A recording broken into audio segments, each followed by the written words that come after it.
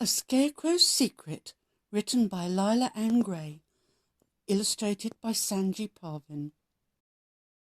One day, a farmer decided he needed a scarecrow in his field of newly sown seeds. The birds loved eating all the seeds, and that made the farmer very cross. He returned to the farmyard and asked his wife if he could have some of his oldest clothes. With them in his arms, he walked off to his shed. After some time, the farmer came out carrying a tall scarecrow that he had carefully made. The scarecrow was wearing the farmer's old clothes. He was taken to the field where the birds were still busy eating the seeds, and he was placed right in the middle of them.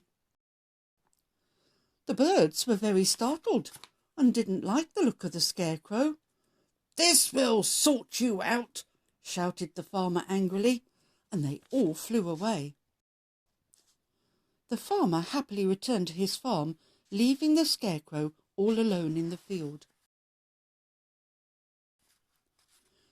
What the farmer didn't know was that most scarecrows come alive at night.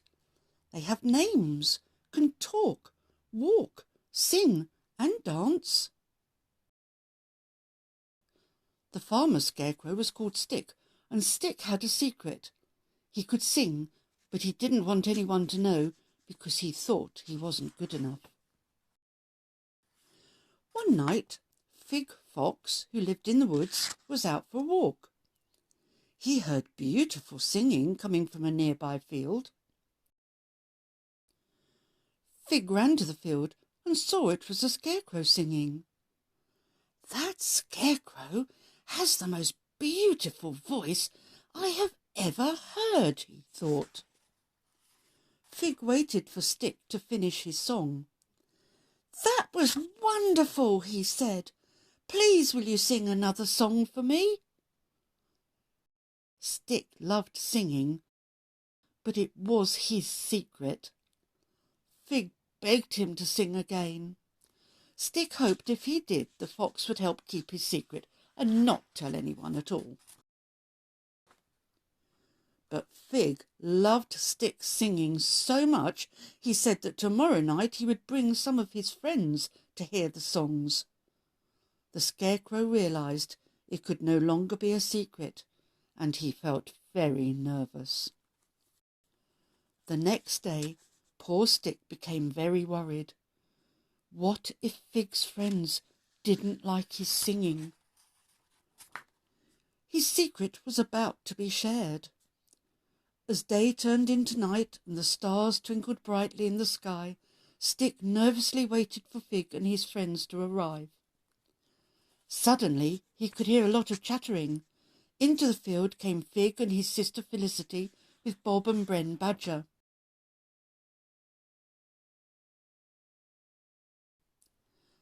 They were followed by Susie and Sid Squirrel, Rob and Reese Rabbit, and their two noisy, naughty children who were running around all over the place. Stick continued to feel very nervous. He asked himself if he was really good enough. What if they all laughed at him? What if they all thought he sounded silly? He decided he didn't want to share his secret. "Oh, no," Stick thought tearfully. "I can't do this. I am just not good enough, and I'm sure I'll let everybody down. I'm not sharing my secret." Fig, Felicity, and all their friends were sitting round the scarecrow, waiting for him to begin. No one noticed he was crying. They waited and waited, but still Stick didn't sing.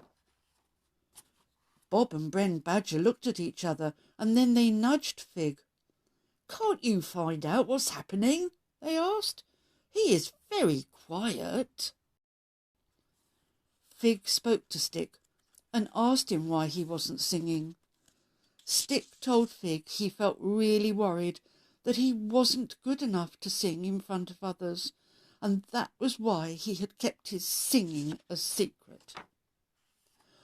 "Your voice is magical," said Fig. please believe in yourself. You love to sing. Don't let these foolish fears stop you from making others happy."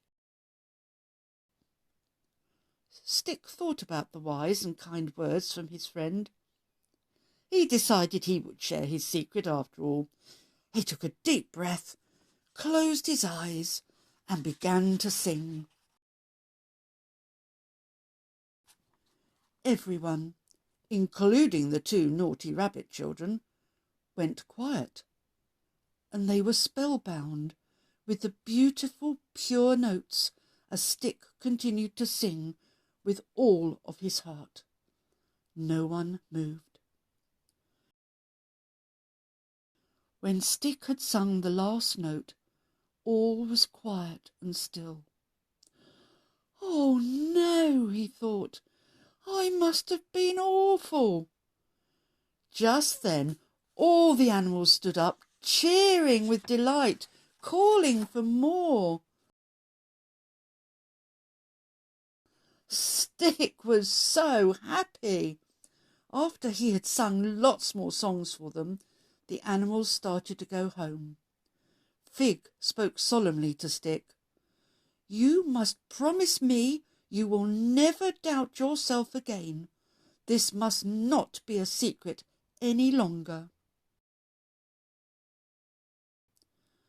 "Follow your heart and dreams, Stick," Felicity added gently. "When you believe you can do something, that's the time to do it. If you never try for fear of failing, you will never know what you can achieve."